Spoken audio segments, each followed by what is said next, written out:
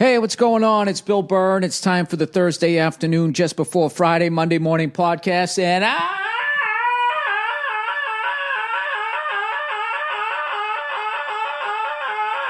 I'm just checking in on you.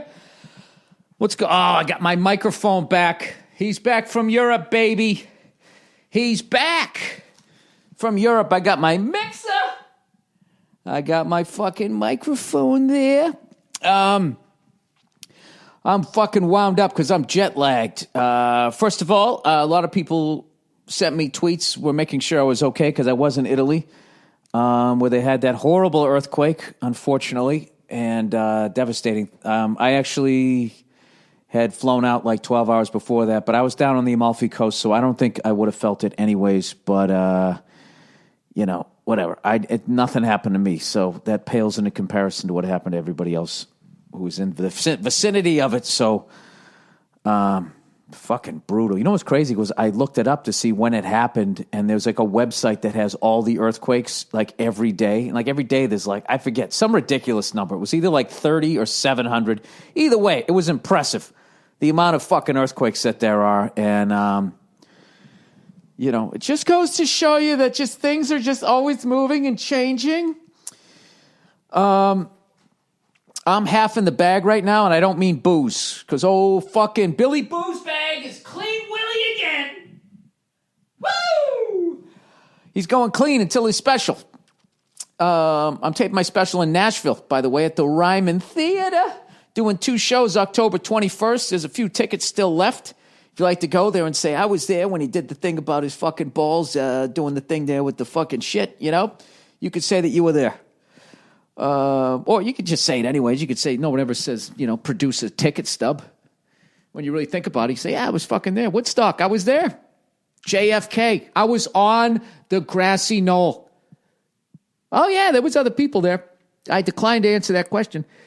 I definitely smelled gunshots, and my ears were ringing, but I'm going to stop short of saying that it took place on the grassy knoll. So I am totally fucking jet lagged.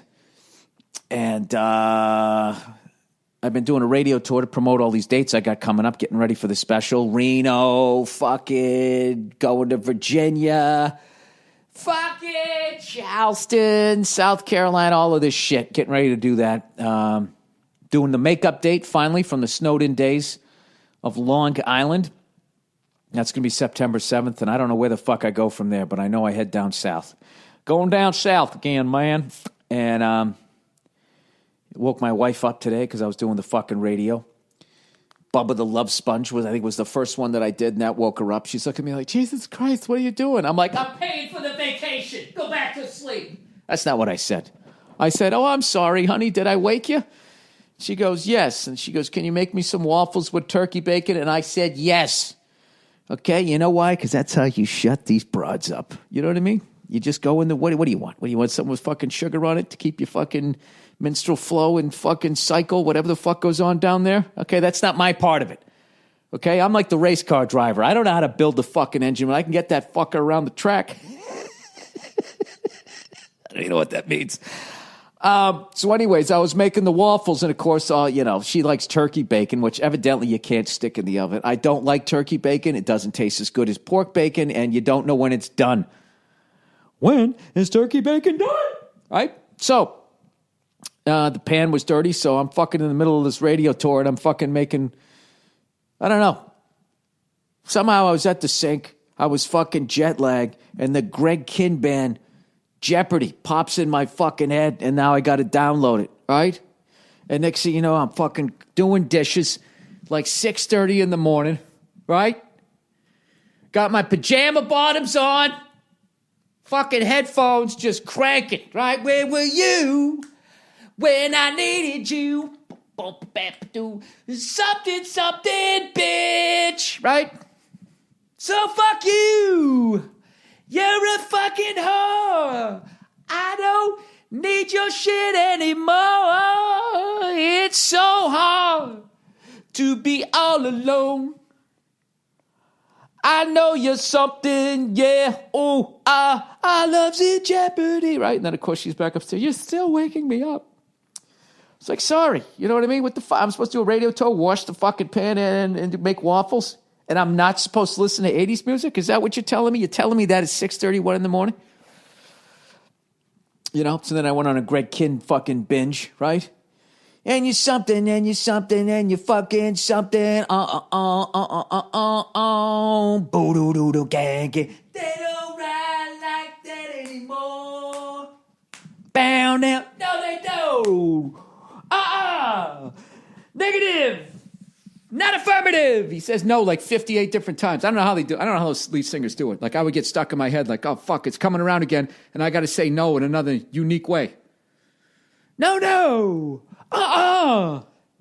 No way. Rape. Whatever they fucked. I don't know. No means no, Greg Kihn band.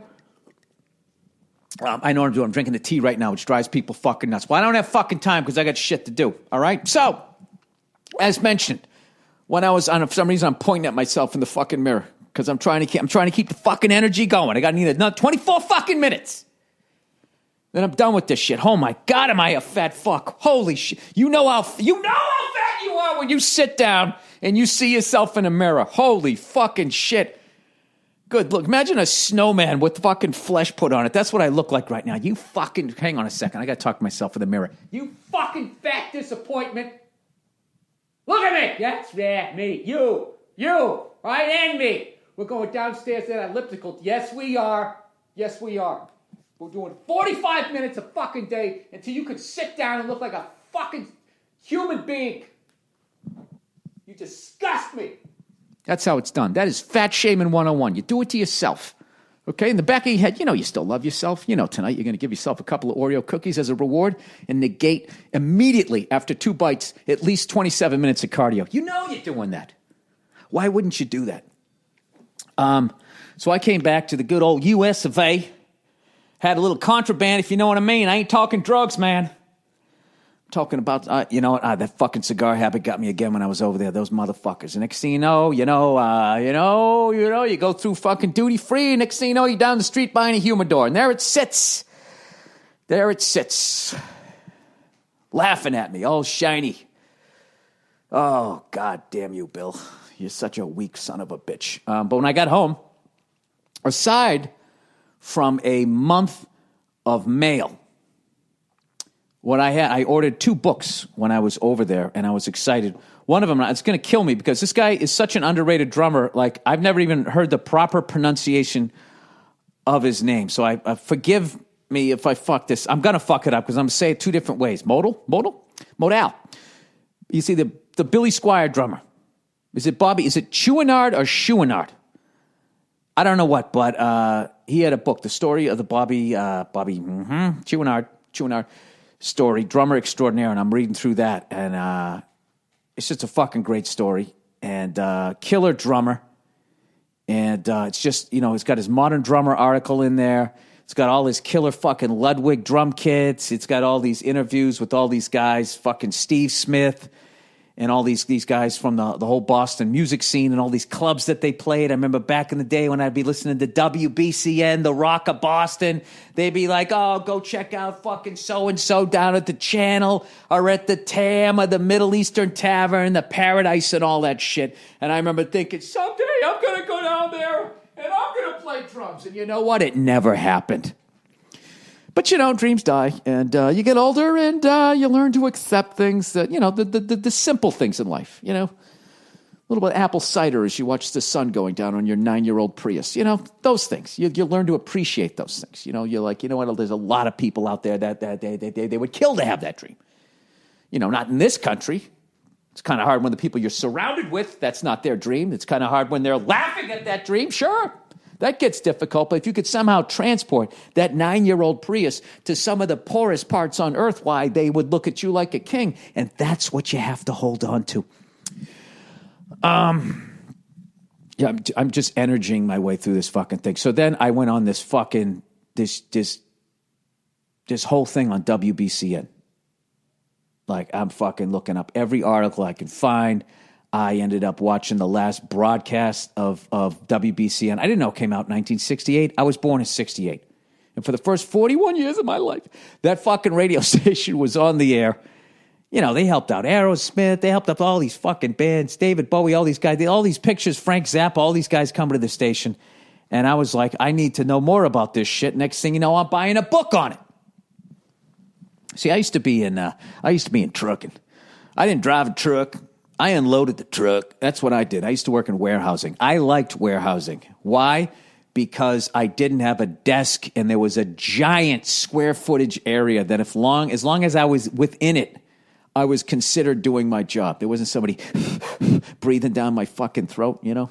My neck, I should say. My throat, that was weird. Down my fucking neck as I'm supposed to be doing the spreadsheets or whatever it is. Those fucking poor people who sit in cubicles. You ever just walk by that maze of fucking cubicles, you know? If I worked in there every Halloween, you'd have to dress up like Jack Nicholson in The Shining and just limp your way through all of them with an axe going, Wendy! Wendy! Like fake icicles on your nose.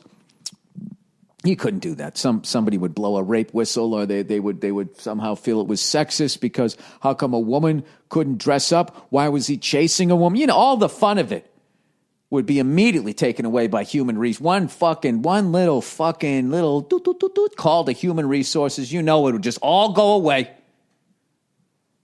The whole thing would go away, and then what? You'd go right back to the soul-crushing silence of 148 adults sitting in a maze of cubicles, wondering, praying, hoping for someday their dream to come walking through that door and get them the fuck out of that office. But until then, continue on with your spreadsheets. So I used to work out in the warehouse, unloading them trucks. You know, UPS driver, the FedEx driver, you know, half those guys would show up. They gave themselves their own tattoos for whatever fucking reason. All of them. Every fucking one of them had something in common.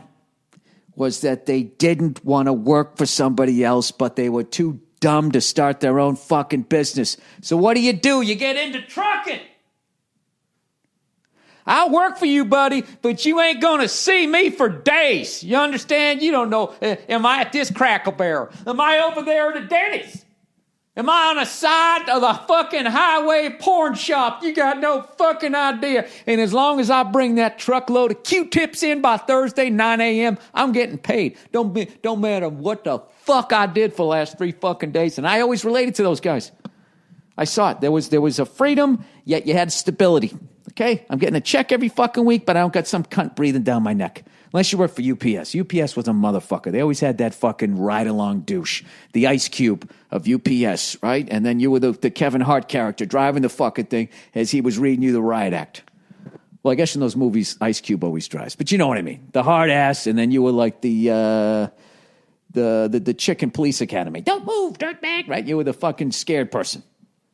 When they would come along and they'd write you up every time you didn't fucking put on your blinker.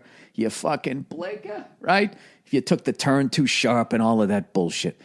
So anyways, I went down this fucking rabbit hole and I ended up buying this book on WBCN that's just coming out. I know what I was going to say. So when I used to fucking work, brain is all over the place. When I used to work in the warehouse, we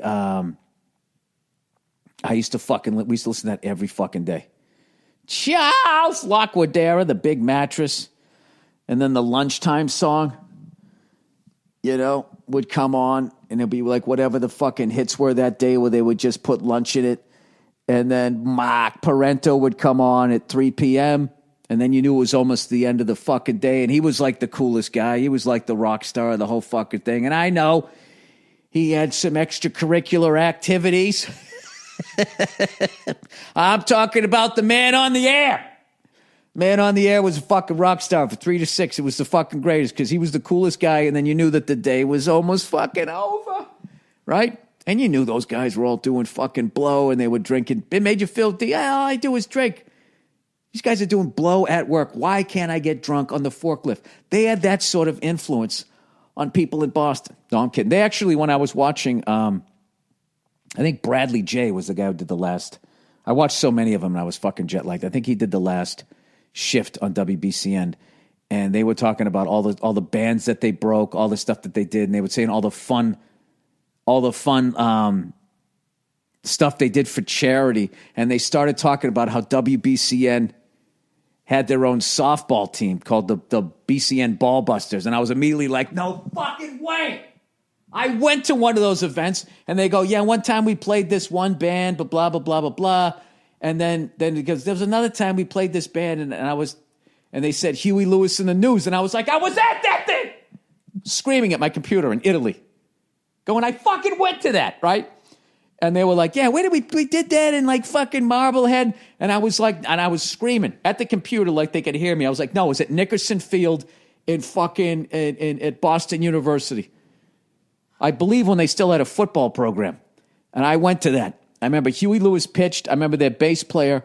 He showed up dressed like he was going on stage. He had a long leather coat, and he had like the number 4 and then like tape on the back of his coat. He had his cigarette going. He was fucking hilarious. And everybody was rooting for Huey Lewis in the News except for me and my buddy. And we were heckling him. You know, everybody, was rooting for them because they were the rock stars. They weren't rooting for the fucking hometown, right? Bunch of fucking dick riders. And we was sitting there. We had a couple, 2, 3. Huey, you're going to lose. You got nothing. Right? Everybody's staring at us. So anyway, I bought a book on that, and that's it. And I don't think I have anything else to fucking say, and I still got 14 minutes left. So this is where it becomes a quagmire. I didn't mention I did finally see the fucking UFC 202. Holy shit, was that worth the money? I don't give a fuck if the next 3 UFC. Well, I'd give a shit 3. If the next 2 stink, I don't give a fuck. That's how good 202 was. That was just, and of course, I don't know the names, and I don't know shit about fighting. I gotta admit, even like when I'll watch, what's his face there, the Burger King guy. Why do I always forget his fucking name? Conor McGregor. There you go. Like when he's fucking doing his press conferences, which is just an amazing performance. I don't even know what the fuck he's talking about, okay? I don't know what a fucking triangle is, underhooks. I don't know what any of that shit is. It's the baddest fucking job you could possibly have. What do you do for a living? I fucking kick somebody's fucking ass. Fucking walking in there like it's the 1800s, bare-chested, just walking in and beating the fuck out of it. It's the greatest thing ever. But I got to admit, when they get all technical, I don't know what the fuck they're talking about, So when no matter what he's saying, I don't hear what he's saying because I don't know anything about fighting. You know what I mean? So all I hear is, I got a fucking shiny suit. That's all I hear. That's all when he talks. I don't give a fuck what he's saying. That's all. I got a fucking shiny suit. I got a pair of shoes to match it. I got a whole fucking closet full of fucking shiny suits. And a fucking pair of shoes to match all of them. I'll put my fucking shiny shoes up on the fucking table, right? That's all I hear.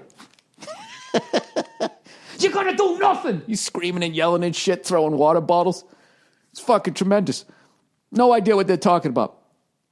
And Nate Diaz reminds me of every fucking dude I ever had detention with and went to summer school with, right? That fucking dude who he wouldn't crack. Even if he knew you did it, he wouldn't say shit, right? So I'm liking both of them. So I finally sit down, right? I got a fucking shiny suit. Walk down the street. There's a fucking guy with a fucking shiny pair of shoes on. I don't know why that's what I focus on. Probably because I don't know shit. I haven't had a fight since like fucking 7th grade. And I was going to say, and I lost, as I recall, like you forget getting your ass kicked. Oh God, I took a bad one. You know when you lose so bad you can feel your hair? That's how much my fucking head was on fire. Like I could almost like close my eyes and mentally count the fucking hair follicles. That's how bad I lost that fight.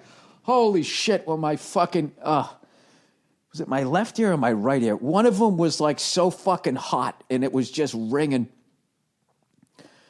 You never thought like your shirt could hurt you until you got into like a fight. Remember that somehow your fucking collar of your shirt would leave like these ligature marks on your neck. Like, how did that happen? Jesus fucking Christ, that was a good one. For the other person, not for me. Then that was the end of my fucking fighting career. Oh, I had a bad fighting career. You know, I fucking I lost to a girl when I was in the 3rd grade. She was in 5th grade, though. Now, I got to tell you something. That was a big deal, okay? And if Conor McGregor can keep talking about how he went up a couple of weight classes, then I can make a fucking excuse that she was in 5th grade, all right? She had me by like, I don't know, 6 inches and above. She was a big girl. And I was trying to get the attention of her sister, who was in the 3rd grade, and she'd taken the kickball from me, and I playfully went up there to take it back from her, but I grew up, all I had was brothers, so I didn't know how to fucking interact with females, so I took it away the way I would take it from my little brother. I fucking ripped it away, and she was near the school, and me ripping it away caused her to careen into the school, which we all know are made out of bricks because of the 3 Little Pigs story, right? So it's made out of fucking bricks, and she hit her head on it and started to cry, and I was like, and I didn't know what to do. Shit, my wife cried last week. I didn't know what to do then. You think I know what to do 40 fucking years ago? I didn't, right? So she starts fucking crying, and out of nowhere, because the 3rd graders and the 5th graders had the same fucking recess, she came out of fucking nowhere. She came out of fucking nowhere! And just proceeded to I can't really remember what it was. I just remember it was coming from above. I don't know exactly what she hit me with. It was fists, but I don't know if they were hammer fists. I don't know what, but she fucking killed me. And you know what kills me? Is I held it together. I fucking held it together afterwards, you know, where you want to cry, but you're like, I'm not going to cry. You're trying to walk upright, you know, with your head's a little cocked. And I was trying to just fucking walk away. And I was all good. And I got about 5 feet away. And then this other girl goes, she shouldn't have done that to you. And then I fucking bursted out crying.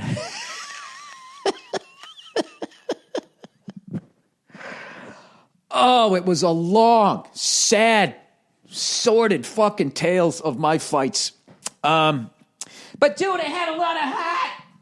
Did you, Bill? You cried after a woman beat you up. You know what I mean? Anyways, she wasn't a woman. She was a child. And so was I. You know, when I look back at it, if I just fucking just had a little more head movement and I went for a single leg takedown, you know what I mean? I think I could have had her. But, you know, that shit was not mainstream back then. So, you know, I didn't get the underhooks going and there was no way to get the triangle going with the figure 4 leg lock. So I lost that one there. So anyways, I watched the whole fucking fight night, UFC 202. I got a fucking pocket square for each one of my fucking suits. Okay, there was some guy dressed like a cowboy. I remember that. He came down, like, he looked like he was from the Outback. Like, the second you saw this guy, you were like, this guy just does not give a fuck. And he fought a guy. This is why I have such a respect for fighters. He fights this fucking kid who started off as a wrestler in college. He lost his first 17 matches. You know? Jesus, I would have been crying after 3. I knew I stuck at this. This dude lost 17 in a row as a freshman and stuck with it. By the time he was like a senior, he was like some finalist in some national thing. It's fucking, these I'm telling you, it's fucking amazing, right? I'm trying to think like a more badass fucking sport. And the only thing I can come up with is that fucking TT race in the Isle of Man where those guys ride like 200 miles an hour through the fucking woods on ninjas and shit. Like every 3-4 years, like somebody dies. It's fucking unbelievable. Like somebody died in like 2014. The guy like hit a house. He's doing like fucking, I don't know how fast he was going, but he went up over a hill and landed on his front wheel and he was going right to the fucking house. And then that was it. Over. And there's a bunch of people standing there. It's incredible. So I saw that. I was just like, Jesus, damn it. I tell jokes for a living. That's like kind of pathetic when you look at it that way. Anyway, so this cowboy dude comes in, right? He fights this kid who just has no quit in him, right? He lost his first 17 matches and now he's in the fucking UFC. And he fucking beat this kid. Like, it was one of the sickest. Anybody who's like, oh, I like boxing better than UFC, you got to see the way he knocked this guy out. If you can't appreciate, he fucking jabs him in the face. And in the moment when he closes his eyes, this guy fucking drops down 2 floors like a fucking cat, you know, and then punches him in his stomach. And the dude's like, what the fuck? He leans to the right. That guy this fucking cowboy guy throws a left hook. And as his fucking head goes over to the right, he fucking boots him in the face. It was like Matrix level fighting, except it was fucking real. Unbelievable. I couldn't beat a fucking fifth grade girl. I mean, it's so humbling to watch one of these events.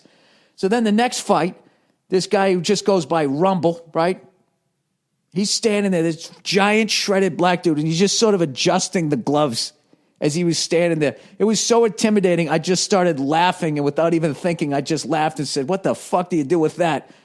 And according to the one fight I've seen him fight, evidently nothing. This guy fucking, he redefined the right there, Fred.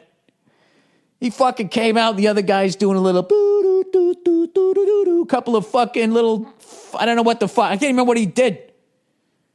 There was a couple of little fucking, I don't know what the fuck you call them, little flurries back and forth. And then he kind of just reached out, grabbed the guy by the back of his head or his shoulder and said like, hey, I want to talk to you for a second. Like, what's his face in fucking Beverly Hills Cop when he kills Eddie Murphy's friend? Jonathan Banks. Remember when he grabs it going like, he just puts his arm around him like, hey, do you ever, I fucked up, I'm sorry. And he just fucking, he gives him two behind the fucking ear. That's what he did with this guy. He just sort of reached out and grabbed him and then just this fucking uppercut. Fucking bam! Over. Fucking over. The right there, Fred. You know what's the great thing? If you still have it recorded, you got to see Bruce Buffer's face. It's the fucking greatest reaction ever. He's sitting on the side. That's what I like about it. When you watch the knockouts in slow motion, you can sometimes see Rogan or somebody just their jaws down, like hanging on the floor. Just, it's one of the sick knockouts I've ever seen. And then, I don't know. I know there was a couple others. I was pretty fucking jet lagged. And then, of course, I woke up. Conor McGregor comes out, right? Nate Diaz. And I'm not going to lie to you. I was rooting for Nate. All right? I like Nate, you know what I mean? But I also knew when he went in there that there was the only fucking way he was going to win that fight was if he knocked him out, TKO, got him to tap, or choked him out. That's the only fucking way. Because at the end of the day, it's a fucking business. It's a fucking business. Okay? And nobody makes their money like Conor McGregor. When he comes fucking, I got a fucking pair of shoes to match every fucking. So when he starts fucking going off and all the money he's got, coming in there looking like $1 million, and then those fucking Irish guys, ole, ole, ole. That's the sound of fucking billions of dollars just raining down on the UFC. You gotta knock the guy out, or it's fucking over. So the fucking fights start. He starts kicking Nate in the fucking leg. Every one of those, I was just going, that I would quit. I would quit again. I would write an apology to his entire family for stepping into the fucking, and Nate's just, taking him. You're seeing the back of his fucking leg is getting bruised up. It's fucking brutal. Just the sound of it. Right? Anybody else have an older brother and you're just laying on the couch and you're watching Deputy Dog or some shit? He just comes over and just punches you. He's not a pro. He's just your asshole older brother, and he punches you in the side of the leg. That was it. Your day was over. This guy's taking a professional foot to the fucking leg like 50 times, it seemed, in the first round. Anyways, he got knocked down 1 or 2 times in the first round, so obviously he loses that one. All right? Then gets knocked down in the second round. This is how I saw the fight. And this is somebody who has not ever had a professional fight and lost his last amateur bout in the 7th grade and got beat up by a girl in the 3rd grade. So you know that you have to take what I'm saying seriously. I thought from the second half of the second round, halfway through the second round, as most people say, to the end of the fight, I thought Nate pretty much won the fight. It's the problem was he got knocked down the first half of the second round, so you're going to lose that round. All right? But he definitely won round 3. I thought he won round 4, and I thought halfway from round 4 to the end of round 5, Conor McGregor was going for this country stroll and kept looking at the fucking clock, and his mouth was hanging open, and Nate just kept coming. One point he was walking away for the 10th time, and Nate's giving him the finger and shit. Where the fuck are you going? But I don't know. At the end of the day, Nate was bleeding like a fucking sieve. I think a lot of that's just because he's got all that scar tissue and shit. He always ends up bleeding. But the fucking guy is like a maniac. The more he bleeds, the more he bleeds, you can't kill it. He moves forward. He just keeps going forward. So, I don't know. I would have been surprised beyond, even though it was for Nate, if they actually said Nate won the fight, I would have been shocked if they gave it to him. Because he did get knocked down 3 times, and also Conor McGregor makes him all that fucking money. But when they gave it to Conor, it also didn't feel right, you know? And you know something? Conor talks shit afterwards. He goes, surprise, surprise. The fucking king is back or some shit. It's like, now. You looked a little nervous when they went to the judges.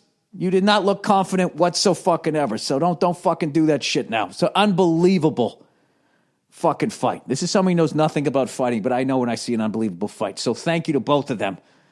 And I can't wait for the fucking third one. It was funny. I watched the whole thing while my wife was like sleeping and shit. And she was so, I couldn't really like yell and shit. And I remember laughing my ass off so many fucking times. There was so many funny moments in that.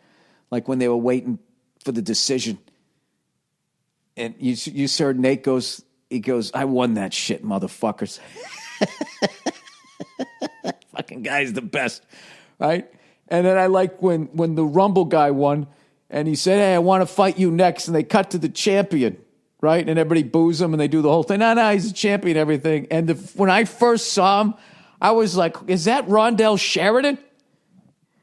Did he make it as a comedian and get bored, and now he's dominating the fucking UFC? They went on him so quickly, and then they cut back. Oh, that's not Rondell Sheridan. And when I saw the guy who is the champion, and of course I don't know his fucking name either, what was hilarious to me is I found like the one disadvantage of having a black belt in mixed martial arts is you're so good at fighting, everyone around you is too scared to say you button too many buttons up. It's like the guy never wore a fucking Izod before. It's like, dude, what are you doing? I never seen that many buttons on a polo shirt. And this son of a bitch, man, he buttoned them all. You know? That's how he got his black belt. He didn't quit at the fucking yellow belt. This guy kept going. And you know what? He applied the same things that he learned when he went up the martial arts ladder with those buttons. He goes, I'm not stopping at the ground floor. I'm taking this to the end. How many buttons are there? I'm going to fucking button all of them. God damn it, he did it. All right, I think I'm done with this whole fucking thing here. Pet peeves of the UFC. All right, pet peeves is when they cut to actors in the crowd and they ball up their fists like they're fighters. It's like, dude, we get it. You're at a fight. What are you doing? If you had a baseball game, would you mime like being at bat? I hate when people do shit like that, especially if you're not a professional fighter. Stop balling up your fucking, or if you played a fighter in a movie and you start balling up your fist, what are you doing? You know? I swear to God, if I'm ever lucky enough to get close enough, and if I ever get big enough that they put the camera on me, I'm going to keep it real, and I'm not going to ball up my fist. I'm going to imitate a ring girl. I'm going to blow a kiss and do that stupid little heart thing that they do, and that's going to be it. I'm going to do a little wave. You know, representing. It is always funny, too, when they cut to somebody, too. Did you see when they cut to Kanye West? That's the funniest shit ever. There's nothing more humbling. If you think you're you're this shit, if you go to a professional fight, did you see when he's trying to smile and the camera's on him? You can see his fucking brain turning. Going, and after watching the fucking Nate Diaz, Conor McGregor fucking epic fight that it was, right? That should have been a movie. It was such a great fight. And then they cut to Kanye West and the smile on his face. You could see his brain. It was turning, just going, and why do I talk so much shit? I get on stage with a leather kilt and I rhyme stuff. These fucking guys are gladiators, right?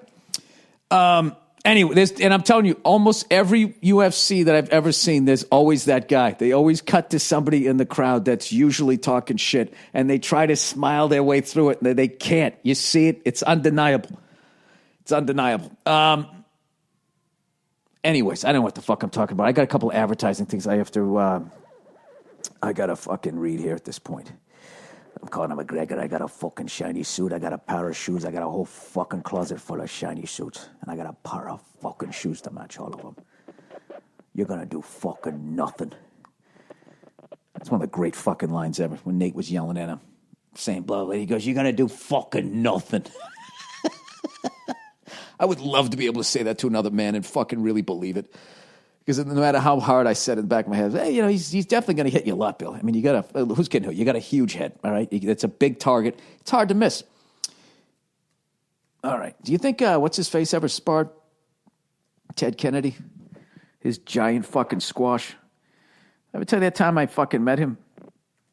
Well, too bad. I'm not going to tell you. Oh, come on with the fucking password. It's my computer at this point, you know? Can't you just fucking... Can't the Illuminati look at me through the fucking camera at this point? Come on, password. Bam. There we go. All right. Where were you when I needed you? You were sucking fucking dick. All right. Oh, here we go. Oh, shit. The reads for this week. Club W. I never had to find my daddy was a millionaire. Club W delivers wine straight to your door.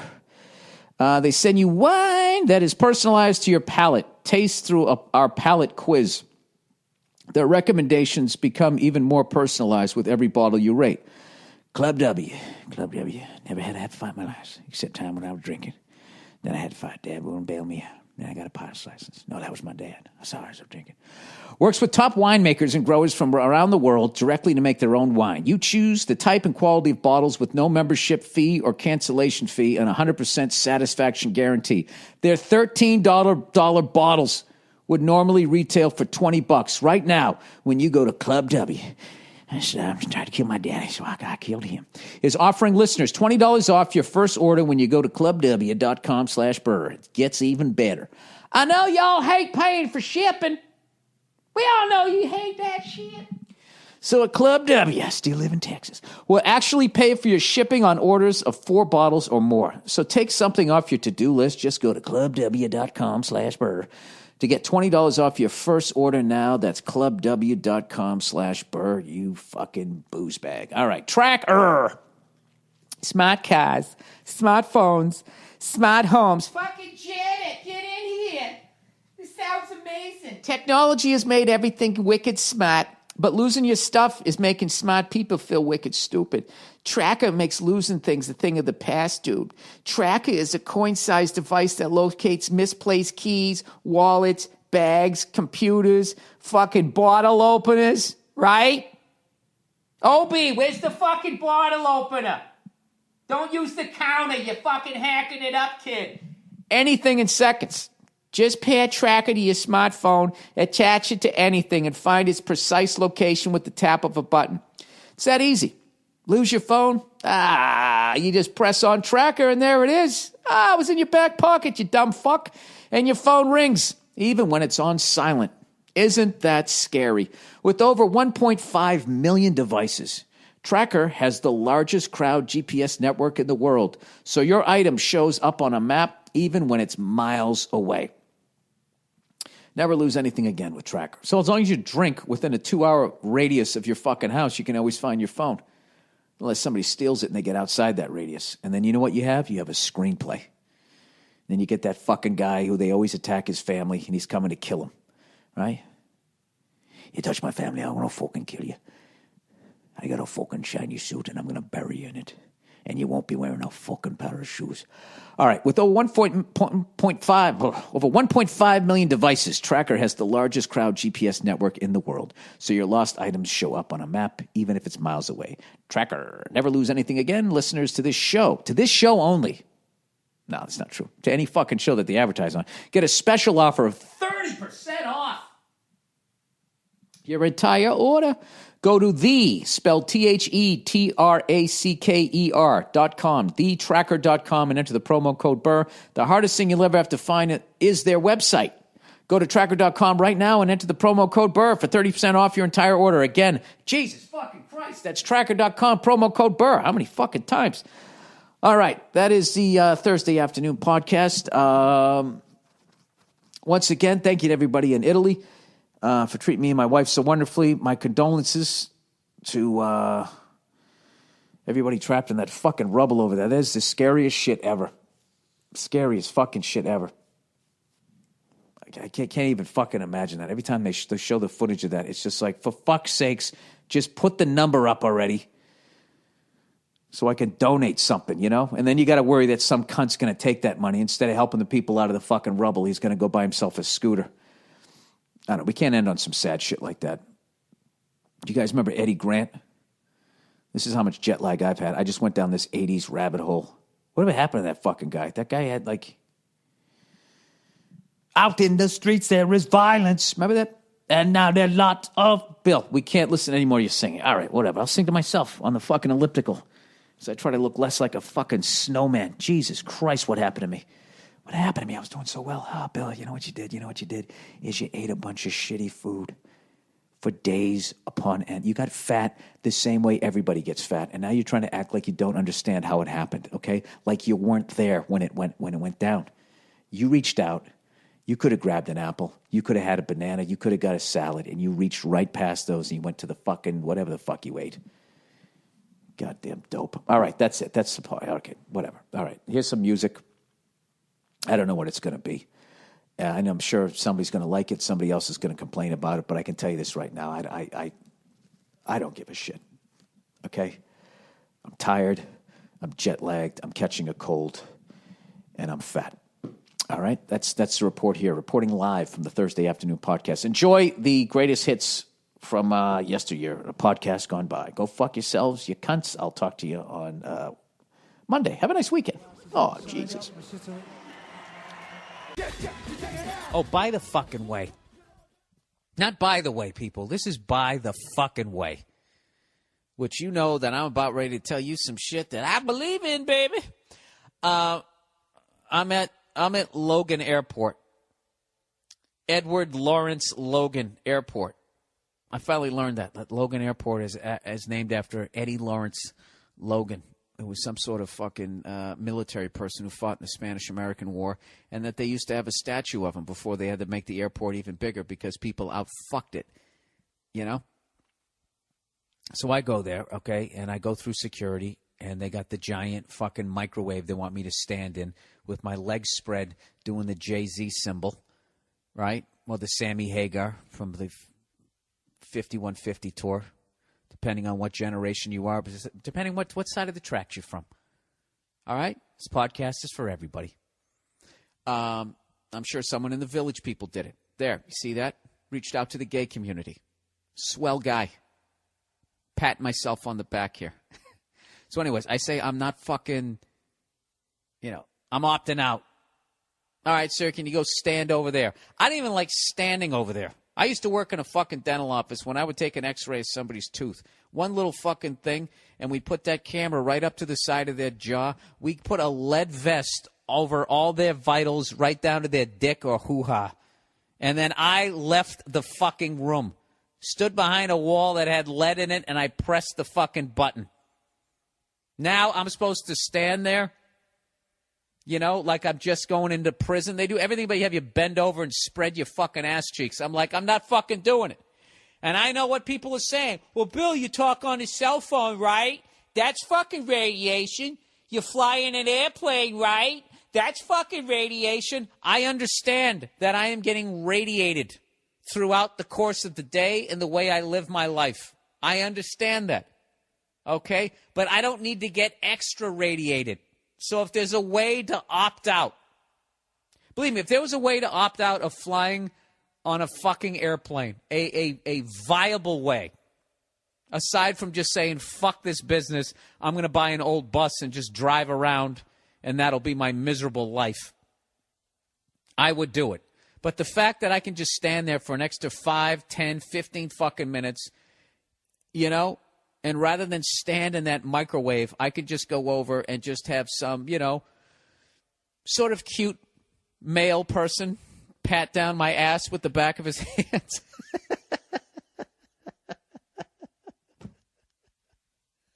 Do you have any sensitive areas? I would much rather do that, okay? And then, people have given me shit about it, saying it's stupid, it's fucking pointless, and blah, blah, blah, blah, blah. Well, so anyways, I'm at Eddie Lawrence Logan Airport, Edward Lawrence, and I'm standing there, I'm waiting, and whenever you want to get fucking patted down, they wait for fucking ever. They make it take extra long. I'm convinced that they do it just so you just say, fuck it, I'm going to go into the toaster, all right? But I don't give a shit. I always get to the airport early because I know the game that they're running over there. Oh, the lovely Nia, everybody. How are you? Come over here, talking to the microphone. How you been? We couldn't hear you last week. Oh, I've been great. Thanks for asking. great to be back. Are you reading from a script? I Oh, who just woke up? I am great. Thank you for asking. Yeah. Where's the real Nia? Who is this sexy robot that was replaced? Listen to this shit. I'm telling this story about, I always opt out of doing the Jay-Z thing where they radiate everything but your fucking taint at the airport. Jay-Z? Yeah, you know where you have your hands like the Hova sign? Oh, God. Isn't that what it is? Yeah. So I'm standing there waiting, right? And I'm staring down some bald-headed douche who knows. First of all, they always have some chick there, and she just goes, what do they say? Male. Oh, what is what they say? Male pat down, or what do they say? Yeah. Male support. Aisle 5, whatever the fuck they say, and it's typical chick voice where it can only carry. What is that? You guys aren't good at yelling. Yes, we are. I yell at you. Yeah, all the time. like no one hears it.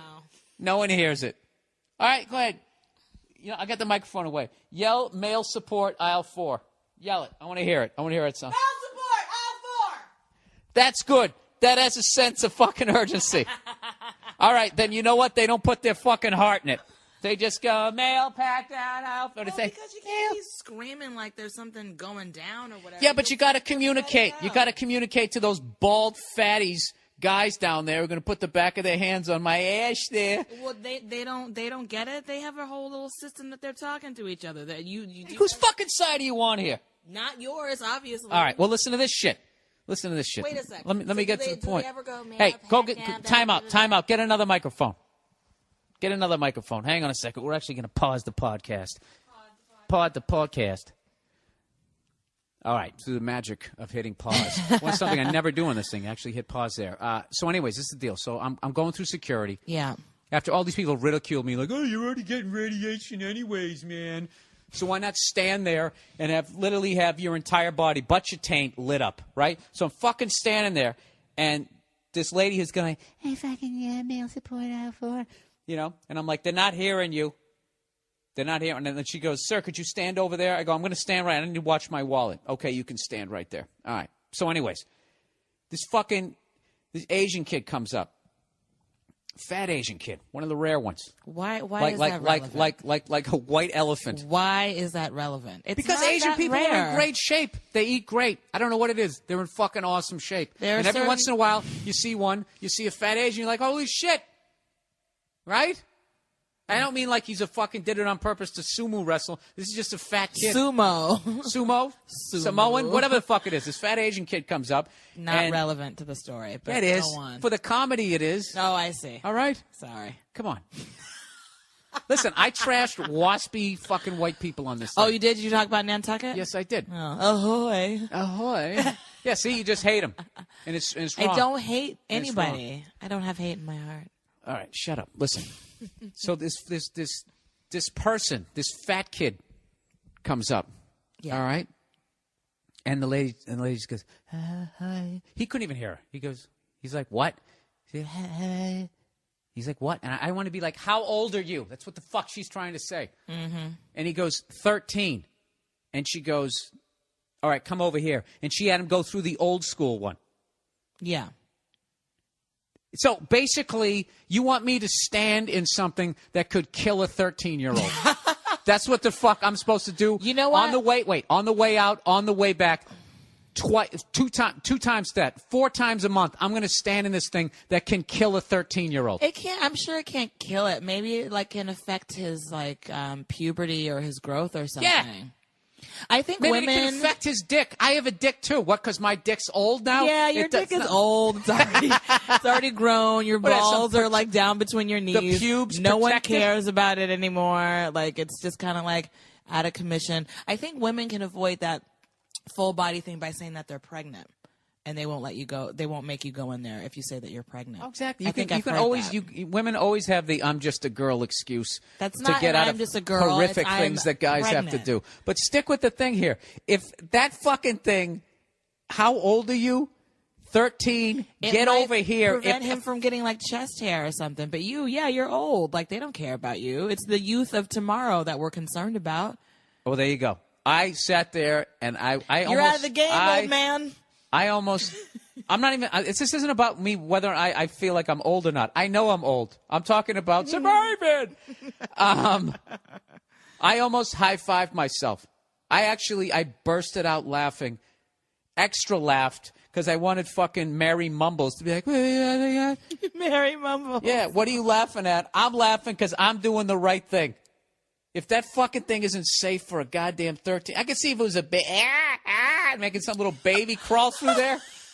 He's a fucking kid who probably knows more about computers than I do, and they're like, yeah, no, don't think so. Come over here. Hey, what's going on? Bill Burr, the Monday Morning Podcast. And once again, I am in an airport. On my way to, this is a big week for me. This is the week leading up to my stand-up special, which will be this Sunday night, August 31st, on Comedy Central. As you can tell, I'm reaching for shit. You ever notice that? When you're talking to somebody on the phone, you can tell that they're talking for you. As they're talking to you, they're looking around their desk. You know, you're talking to them, and then they start doing a sentence like I'm doing right now, where it takes a real long time to say it. Jesus Christ with the announcements. Anyways, yeah, so this is what I got going on this week. If any of you podcast listeners actually have a radio, I'm going to be doing a ton of radio this week, and all right, why don't we just start this whole fucking thing over again? Oh, Jesus. This is unreal. I think I'm in the crossroads here. Okay. Gate number 6, 11:30. Now the guy with the deep voice is waiting. It's going to be his turn in a second. There we got it. It's a small jet. It's a small jet, so if you have a roll-on, you must check it. That's what's going to be me in about fucking 45 minutes. I like those little jets. I don't mind them. They don't bug me. Anyways, yeah, so this week, coming up, as you can see on the top of my MySpace page, my 1-hour stand-up special. Jeez.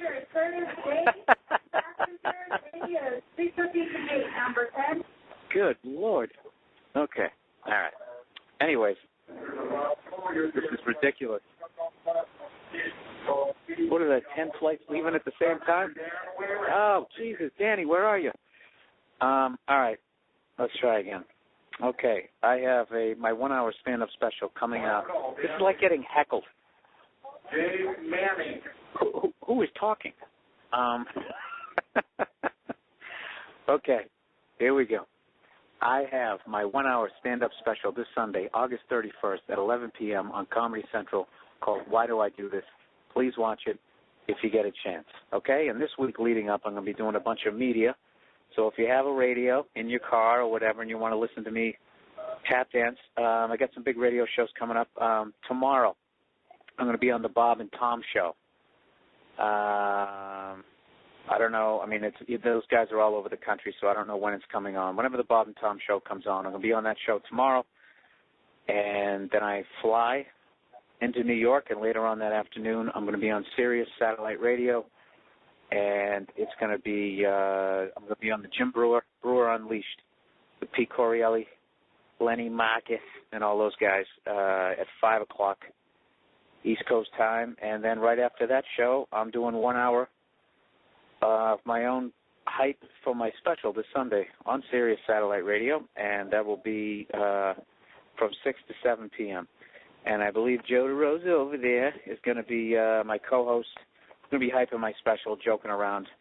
And for you uninformed fans, my radio show with Joe DeRosa, we're back on. The merger went through, so shit is cool again over there. So we're going to be taping one this August 31st, actually the day when my special comes out. Jesus Christ. So I might as well read you the rest of this stuff. You want to hear what it's like? This is my first ever media blitz. On Wednesday, I guess I'm doing they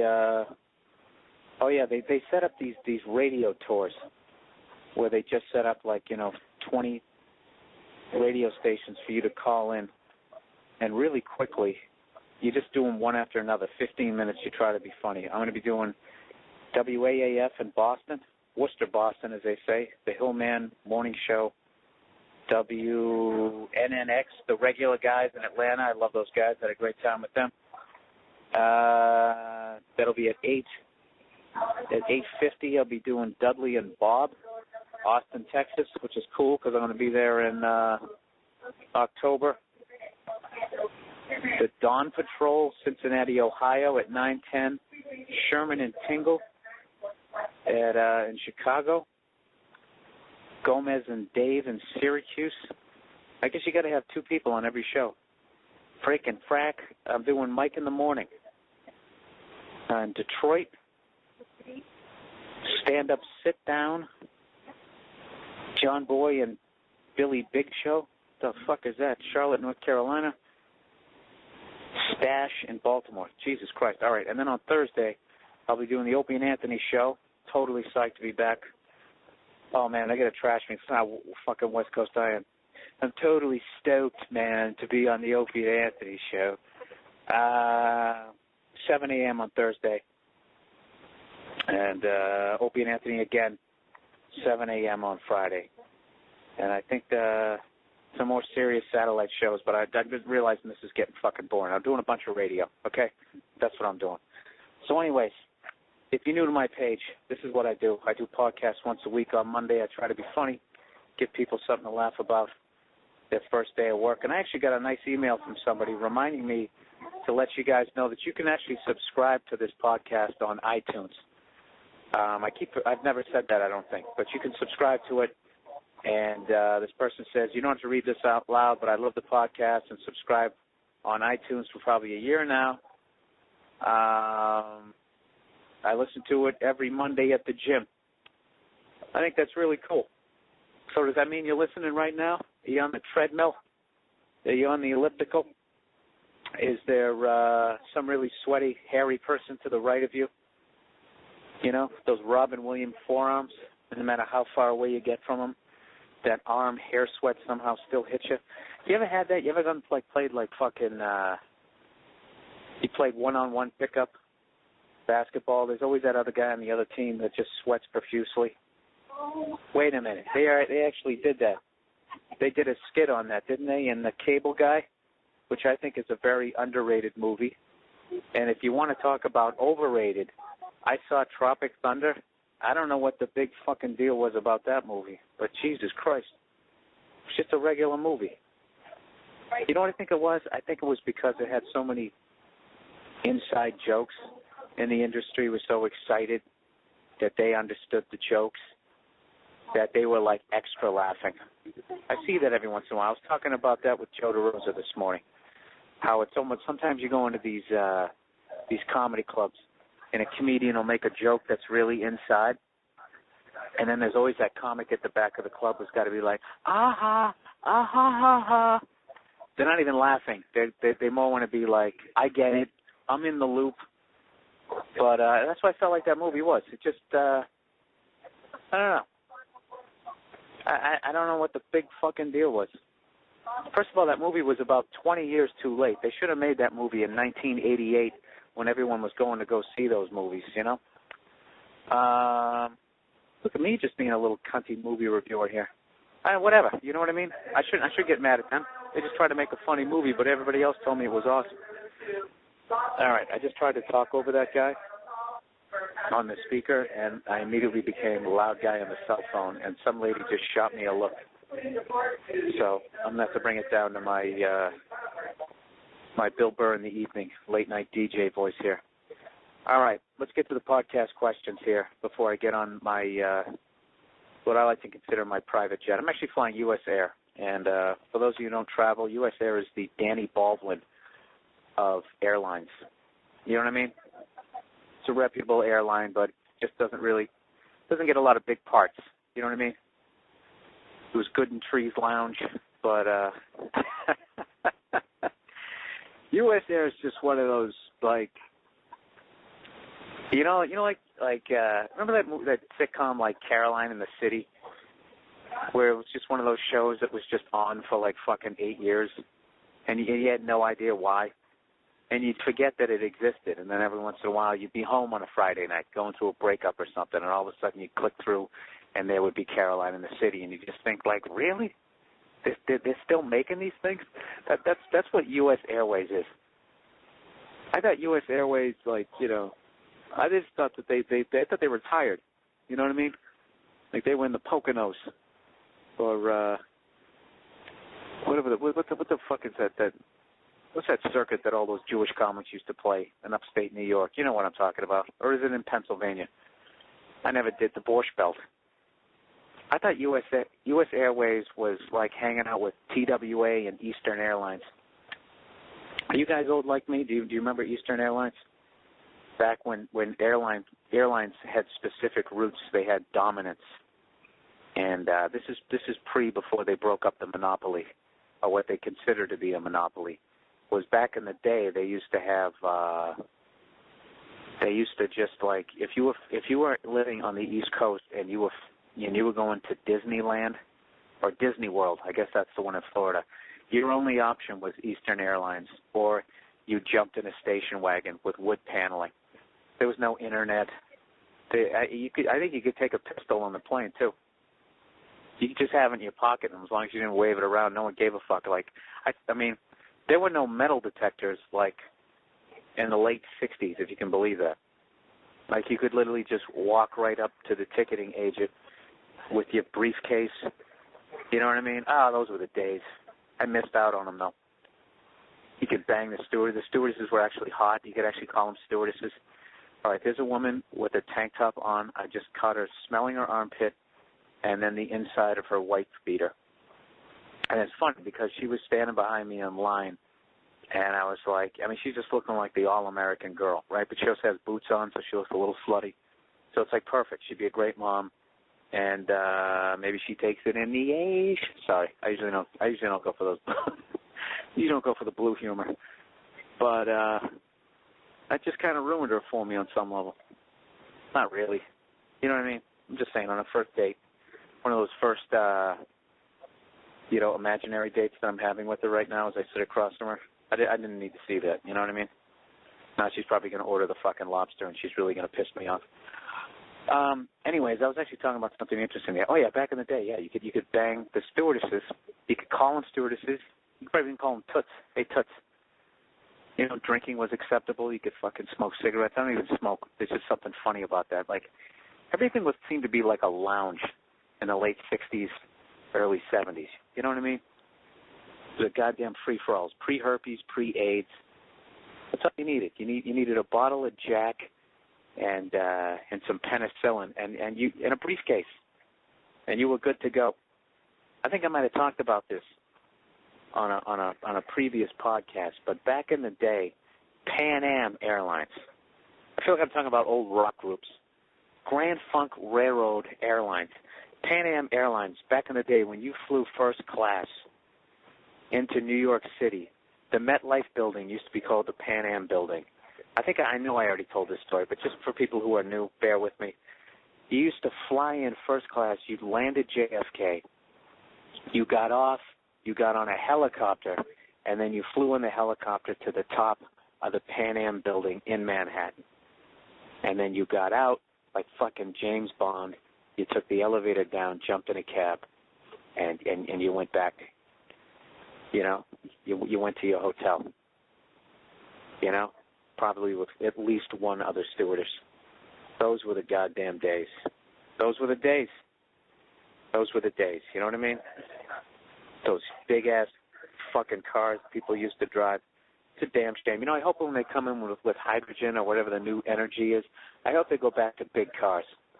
Because if you're not polluting the environment, there's no reason not to have a trunk that you could put Billy Bats in. You know what I'm saying? All right, that's my little fucking editorial for the week. Let's get on to the podcast questions, shall we? All right, question number one. Bill, did you ever have any car trouble when you used to drive from gig to gig? Yeah, I did.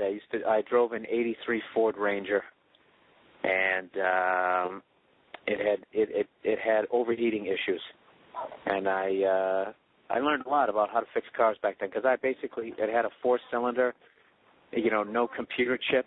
You know what I mean? Back in the day, you had to be a moron not to know how to do like basic stuff, and the engine was also, was facing forward. It wasn't sitting sideways like some slut on a horse trying to pretend like she hasn't banged everybody on the prairie. It was faced front to back, so everything was really easy to get to. Even with the 4-cylinder, there was enough room. Distributor cap was right there, and I had to. I never missed a gig though. I never missed a gig, but I definitely had to drive with the heat on. You remember doing that? You drive at like 50 miles an hour, had black vinyl seats. Picture that. There's a picture for you. Right? A redhead wearing jeans and his "I'm gonna kill on stage" shirt with black vinyl seats. With my watching the needle go up, and I had to. I'm sorry, I just got distracted because there's some little baby with the creepiest looking stuffed little doll I've ever seen in my life. Looks like one of what is the name of that movie? What's that Sarah Jessica Parker movie where the kid's eyes were all wide? That's what the doll looks like. Why do I keep thinking that movie's called Gotcha? Not Gattaca. Doesn't it begin with a G? The Jip. It's the something. The Job. Not the Job. That was a Dennis Leary show. What the fuck is it? It's the something, and it begins with a G. All right. God damn it. That would have been great if I just had that reference at the top of my head. I could just fucking blow right through it. But I didn't. So anyways, you know what, actually, that brought up a memory, too, of driving over to Dane Cook's house way back in the day with my drum kit in the back as he played guitar to go play some Green Day and something else. Who else was big back then? It was like 94. Who's the guys who sang that song, Pretty Fly for a White Guy? We didn't play that song, but it was another song. It was just a horrific set list, and we had a great time. But I had to drive over to his house with the fucking heat on. And I was probably listening to Alice in Chains' Jar of Flies. There you go. There's my pre-Kurt Cobain killing himself memory. Or that might have been post, April 94. Who knows? All right. Somebody asked me another question. Was the Mike Bigiglia incident at the last O&A show the confirmation that comedians need to forever stay away from those events? What did you say to Mike when he called you about it? Was it confirmation? No, it wasn't confirmation because I was actually going to do that gig, but I couldn't get out of this other gig that I was doing in Denver, and it was a fucking nightmare. But no, I don't think it's confirmation. I think it's still a cool event, and I just think it's like life. Every once in a while, you're not paying attention, and you hit a pole. Wow, I had a dream about that last night. I had a dream last night. I saw an old guy swerving a big old car and slam into a telephone pole, and I kept driving. Wow, a lot of shit's reminding me of stuff on this podcast. It's really weird. Very reflective. Okay, what did you say to Mike when he called you about it? First of all, Mike called me up, and the sound of his voice, he literally goes, "Did you hear what happened?" I thought a comedian died. I thought somebody died the way he said it, and I was like, oh, my God, who died, right? And then he started telling me the story, and I just laughed. And I was like, dude, it doesn't even count. Getting booed on a show like that is like it's like getting the standing ovation after a BET set. You know what I mean? It just happens to everybody, so it loses its value. I don't know. I still laughed. It's funny. What are you going to do? It's kind of a rite of passage now. It's like you can now go out and get the stand-up comedy forces, the special forces tattoo on your arm. All right, and so no, I don't think so. Like, I love O&A and I love those guys, and I really like their fans and everything like that. But every once in a while, it gets a little crazy. Every once in a while, I have too much to drink. Right? It happens. No big deal. All right. Anyways, okay, and then his overrated, underrated. Overrated Facebook, underrated MySpace podcast. Thank you very much. All right, next question. If you ever had a roommate, what's the most annoying thing that they ever did? I feel like Kobe Bryant right now, naming names here. Shaq did it. I lived with Robert Kelly, who had the CD out. Let me hype his product here before I talk about the annoying thing that he used to do. Robert Kelly has a new CD called Just the Tip. It's absolutely hilarious. I was listening to it the other night, and son of a bitch is a funny bastard. And if you want to buy it, you can actually click on his picture right on my page. Bald-headed dude with just the tip of his head. You get it? Anyways, I lived with him, and he had this annoying habit of right before he went out to do shows, he would clean his ears. And somehow the cleaning of his ears was in the middle of his whole getting ready, and he would always forget to take his dirty, filthy Q-tips off of the sink. I think he did it on purpose after a while. And then I would walk in there and see Bobby Kelly's earwax. Wow. Okay, some girl just walked by. I swear to God, I saw her on Hollywood Boulevard. Light-skinned black girl with the biggest ass I've ever seen in my life. Wearing white sweatpants that say pink on the back. Her hair is, picture Halle Berry with like a partial mohawk in the back.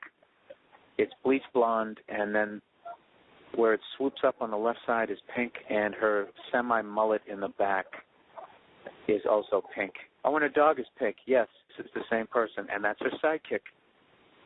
The big-ass twins.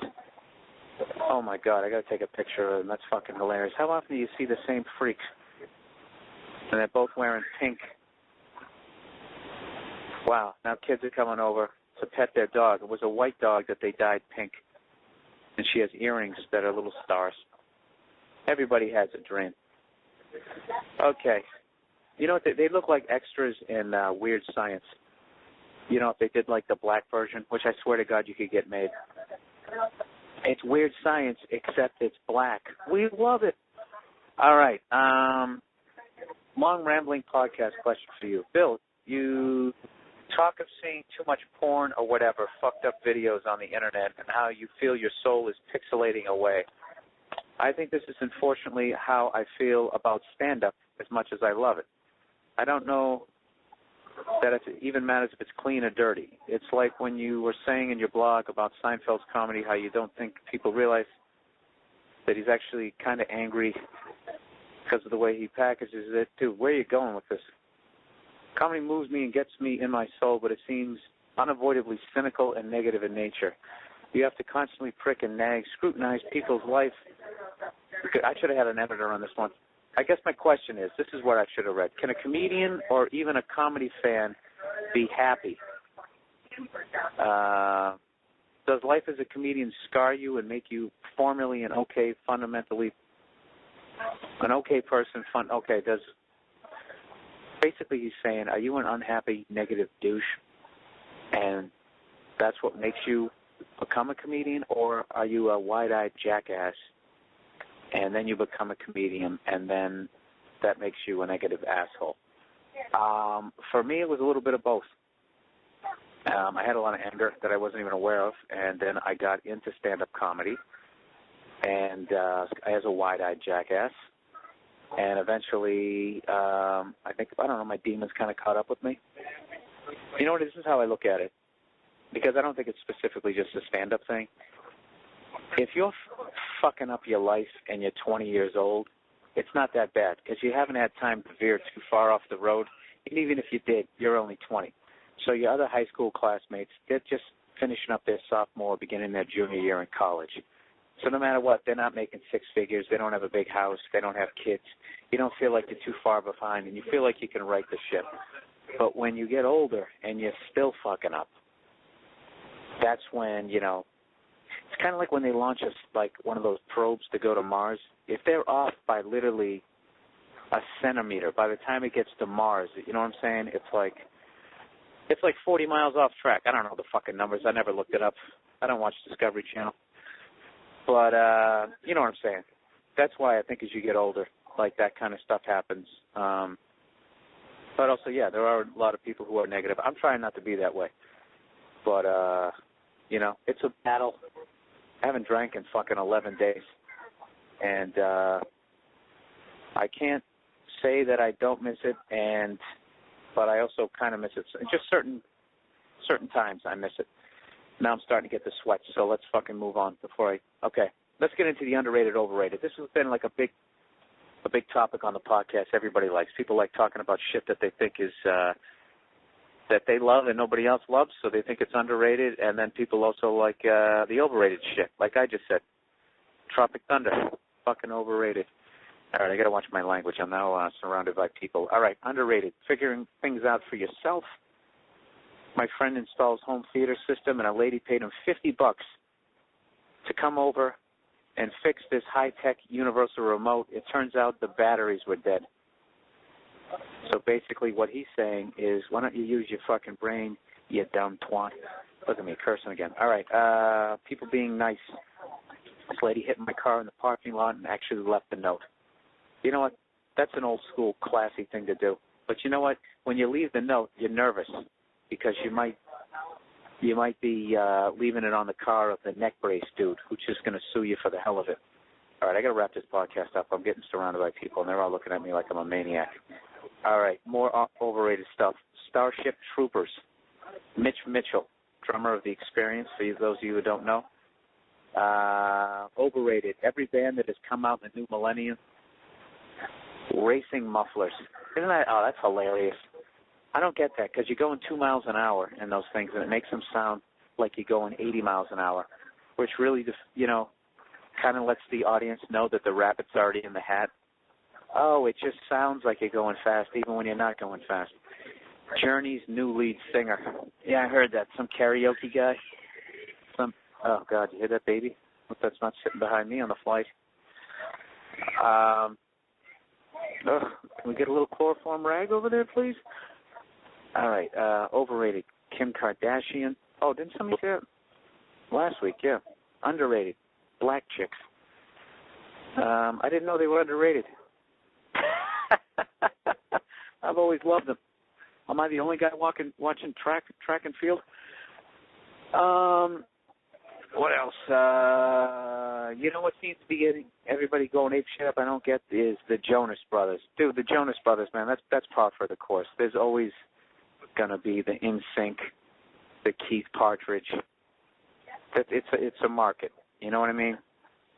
And I get it. They definitely suck and that type of thing. But I can't stand when people flip out about that stuff when they act like people who are 28 actually are listening to the Jonas Brothers. It isn't. It's a bunch of girls who like writing their names in glitter and drawing unicorns. They listen to them, okay? And I think the only guy who isn't poofing up his hair is the one who's going to be the breakout star and could possibly have a life past the age of 19. But those other two guys with the poofed up hair, I don't know if it's because they're wearing tight jeans and they tuck their shirts in, but I'm telling you, they're going to have weight problems when they get older. You can see it. You can see the Krispy Kreme. They're going to be doing those Where Are They Now? And then they're going to come on screening and be like, oh, my God, what happened to that guy? I can't believe how big his head is. All right. Where am I going? Japanese baseball players. Oh, this is the guy writing back. Okay, here we go. Overrated. Dave Matthews Band's concerts. Wait, did I read this shit last week? No, I don't think I did. Dave Matthews Band's concert, which is a weird time to say that because their saxophone player passed away. Just brutal. I guess he died on an ATV accident. I actually want to buy a dirt bike, too, so that kind of freaked me out. Wait a minute. I swear to God I read this last week. Overrated. Have you ever performed? Oh, here's a question. Have you ever performed anywhere in upstate New York? You're in New York City all the time, but I've never seen you play Albany. I've actually played Albany. I played it on the Montreal Comedy Festival tour. And we did, we played at the Egg, which is a theater up there. We played at the Egg, and it was cool. It was definitely cool. But I think I did some sort of club up there, but it was a long time ago. I got to tell you something. I've driven the 87 North out of New York so many times that I get sick to my stomach when I do it, and that's why I never play Syracuse or Albany or Poughkeepsie. My agent was telling me that I might be going there soon, so I didn't mind Albany. I didn't love it. It seems like a lonely, forgotten city, though. To be the capital city. It's kind of like Sacramento in California. That's a weird thing with states where, like Illinois, where you think Chicago would be the capital, but it's Springfield, and then Michigan. What do you think it is? You think it's Detroit? It isn't. It's Lansing. Like Massachusetts is Boston. You know what it is? It just really shows you how a city used to be the place to be, and then another city just took it over. Like, I bet Albany was unbelievable in, like, 1840. You know what I mean?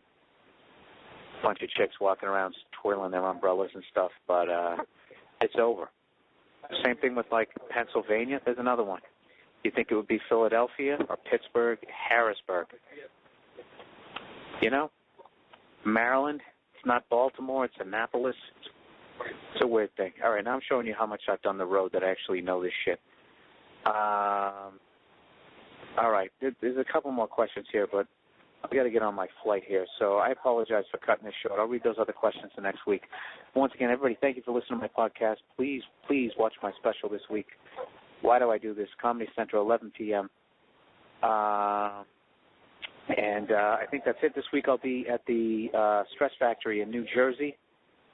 And after that, I will be at I'm doing UMass Amherst in Massachusetts, Massachusetts with Charlie Murphy.